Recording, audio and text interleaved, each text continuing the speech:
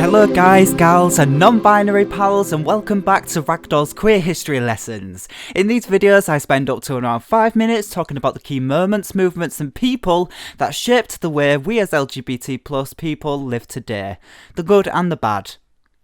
Now obviously, as I do say, I am not the font of all knowledge, and this is just intended to give you a baseline to be able to go on and look into things more yourselves. This week we're talking about the AIDS crisis.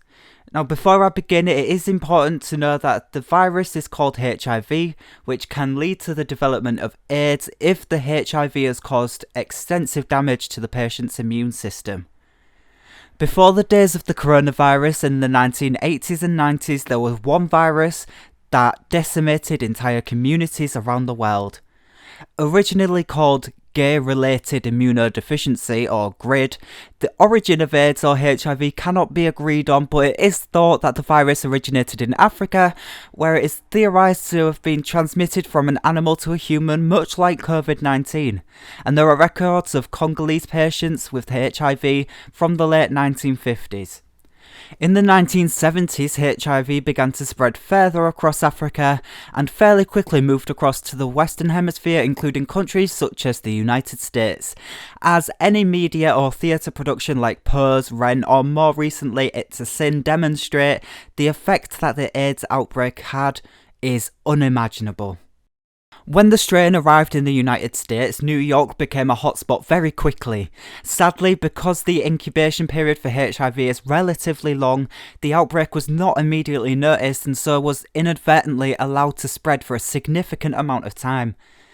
Public opinion on the virus was actually shaped enormously by the blame game, as the blame was quickly shifted to be squared on intravenous drug users and queer people, leading to increases in hate crime and a distrust of medical professionals. As I said, the virus was initially called gay-related immunodeficiency and even junkie pneumonia, and due to a lack of equal access to healthcare, people of colour were disproportionately affected, just as they seem to be now by the COVID pandemic. Eventually, health authorities realised that nearly half of the people identified with the syndrome were not homosexual men, and a sizable portion were not intravenous drug users. And the CDC designated the condition as Acquired Immune Deficiency Syndrome, or AIDS. Numerous activists took to the streets over the years the virus was at its peak to demand an end to stigma and more proactive action from governments and healthcare professionals to put an end to the epidemic, ACT UP being one of the most well-known activist groups at the time.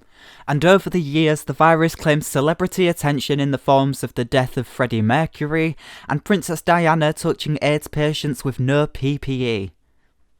The effects of the virus still live on today, especially in the healthcare inequalities. For example, in the UK, only recently was it allowed for men who sleep with men to donate blood without a period of abstinence, and thankfully, due to medical progress, we're finally starting to see some pushback against HIV, with PrEP or PrEP being distributed to make it harder for the virus to take hold, and the ability to make sure that the virus can become undetectable in HIV-positive people, meaning that the HIV virus becomes untransmissible.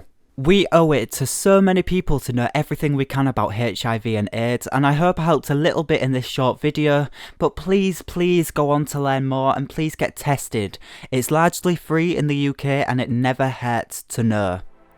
Join me next time for Ragdoll's Queer History Lessons, and please let me know if you have something you think should be talked about.